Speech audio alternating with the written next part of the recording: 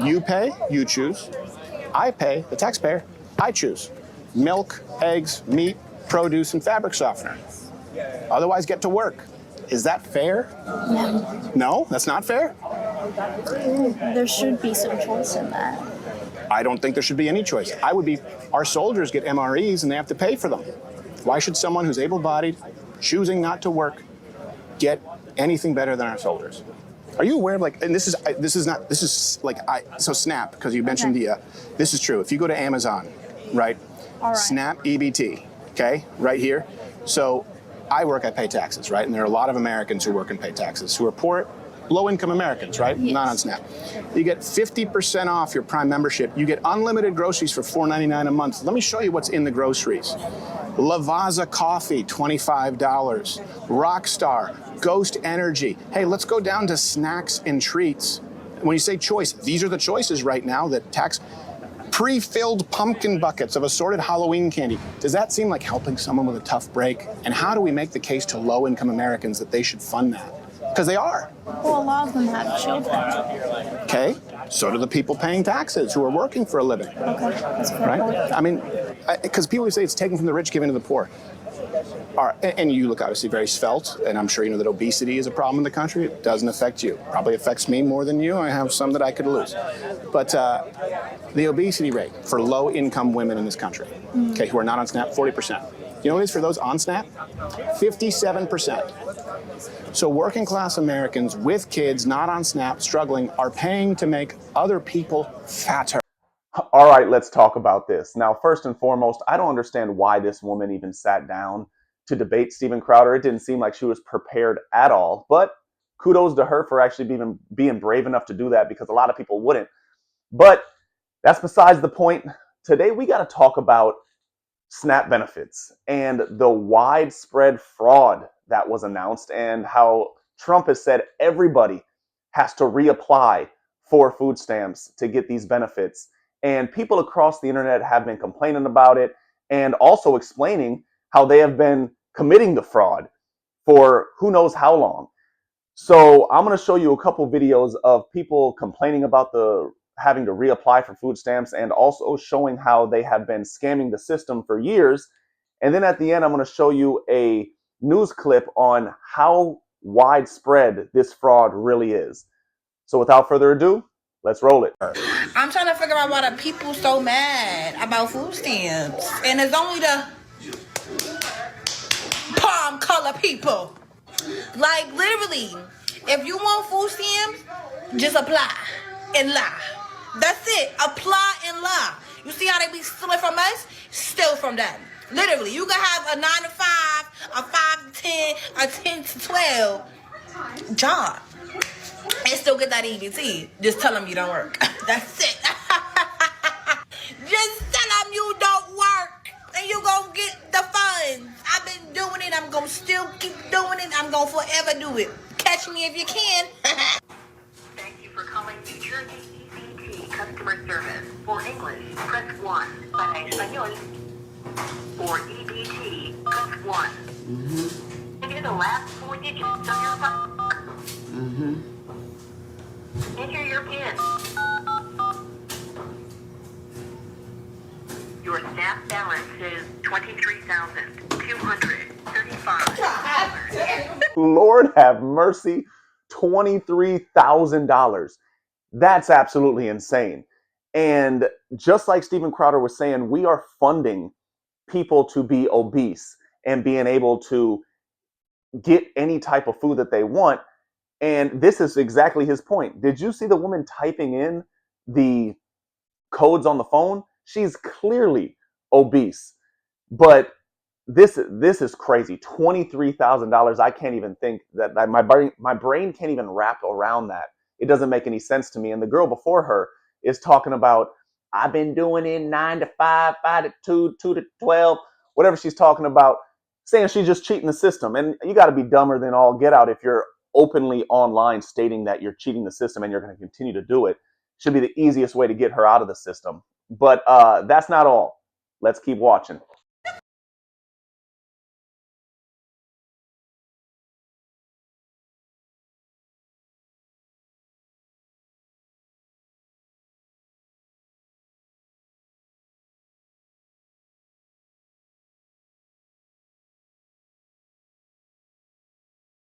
feel like these people sit around and try to think about how they can make poor people mad or how they can make poor people's lives worse.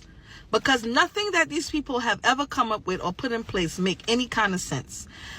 Now, according to the article that I read, they found 186,000 people who were receiving food stamps that were deceased. Now, this can only happen if the people were elderly or if they died from some sort of tragic accident and the family doesn't come in and report that they're dead. So instead of fixing the broken system, you make people reapply. And how is that fixing fraud? And then they want to talk about saving taxpayers' dollars. You want to save taxpayers' dollars? Then figure out how are people able to steal people's food stamps online before they even had a chance to spend it. And then the system now has to come and reimburse people food stamps that somebody else stole. Because this makes no sense. People already have to reapply every 6 months and every year in order to continue getting their benefits. So the only people who kind of get a little leeway is the elderly because they're older. They may not can come in as much as the other people can. So I could understand and see where that 186,000 fraud stuff come in. Then another thing, if they're going to implement this, then they need to pay them case managers more money. Because a lot of them are making just above minimum wage, and they're not getting paid enough to deal with all the drama that doing this is going to come with. Pay them people more money, because this right here is bullshit. Now they're trying to make everybody reapply for their food stamps benefits, bitch. Are you kidding me? So y'all know this whole food stamp debacle. First they was not giving it. Now they giving it or whatever. Then they said they wasn't giving the percentage. Now they saying they giving all of it. I don't know. It's too much damn back and forth. They playing with too many people's livelihoods, if you ask fucking me, bitch.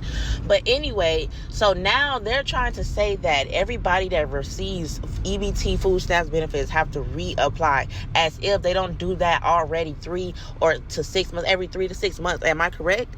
So why do they have to do their application? This just prolonging the process of people getting their benefits and people getting their food for the holidays.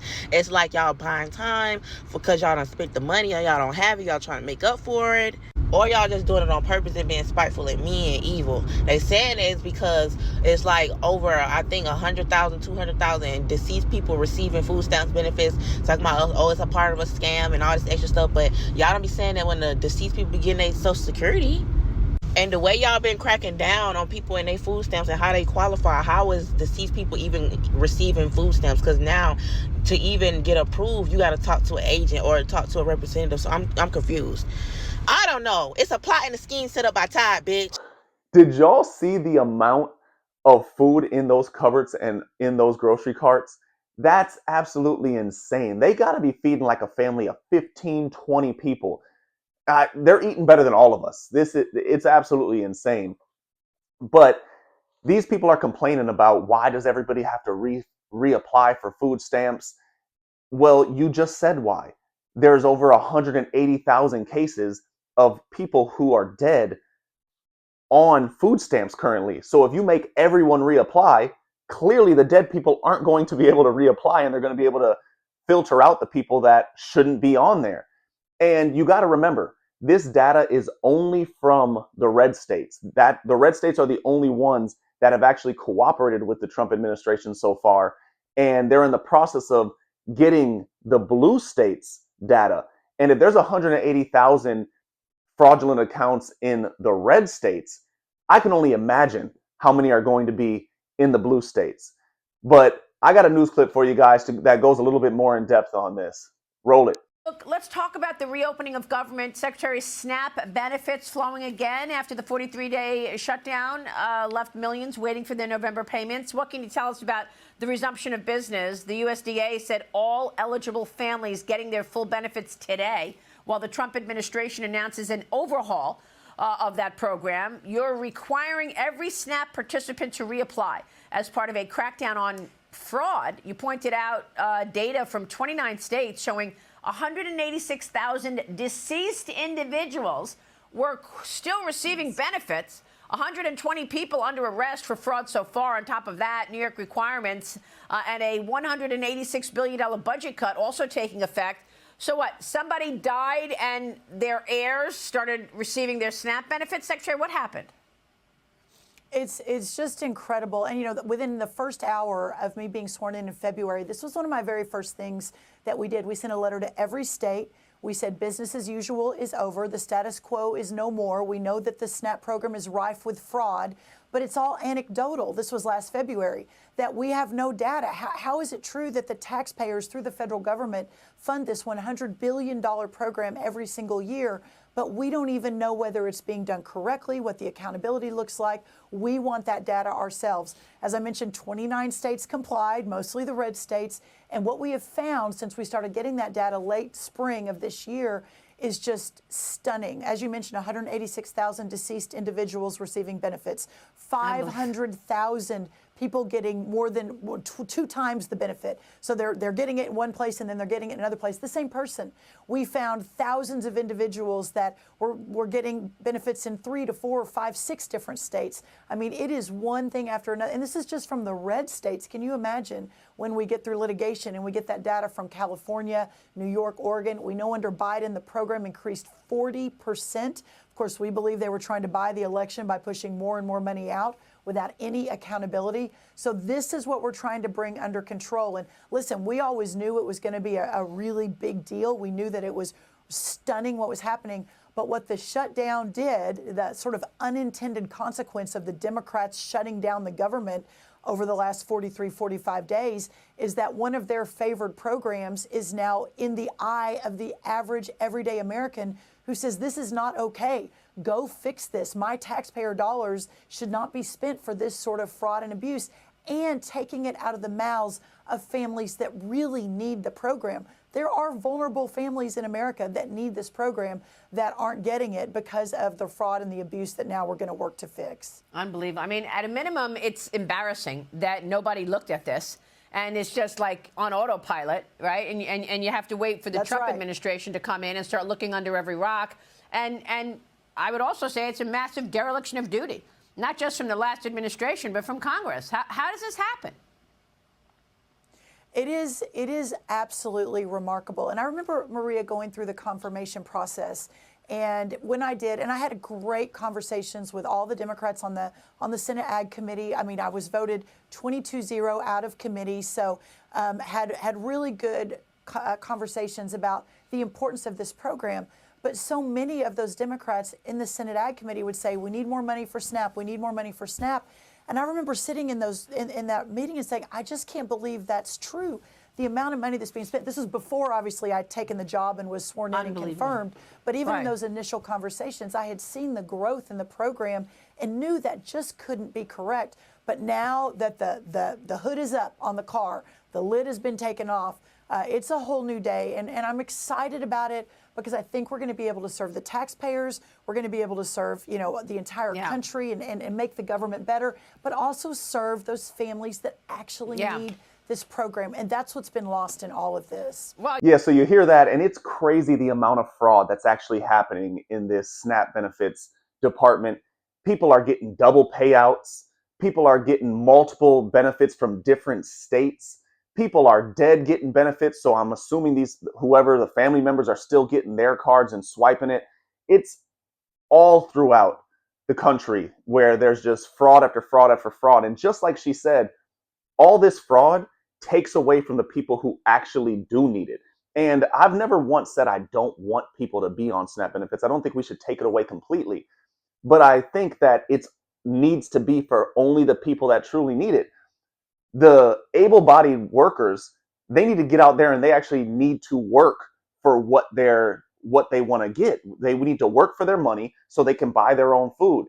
And I don't want to hear the nonsense of, oh, well, we got kids and we don't have time to work and we need benefits. No, you need to work. You need to support your family. The people that need to be on these benefits are disabled, the elderly, the temporary people who do have kids and need some help while they get on their feet.